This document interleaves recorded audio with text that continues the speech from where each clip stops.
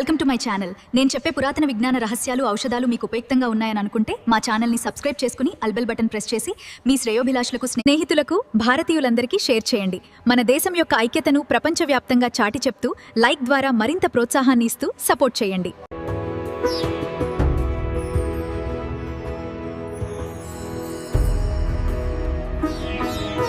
నిత్యం చైతన్యవంతంగా, యవ్వనంతో ఆయుష్ను వృద్ధి చేసుకుంటూ ఉండాలి. ఆరోగ్యంగా, ఆనందంగా జీవించాలి అనుకుంటున్నారా?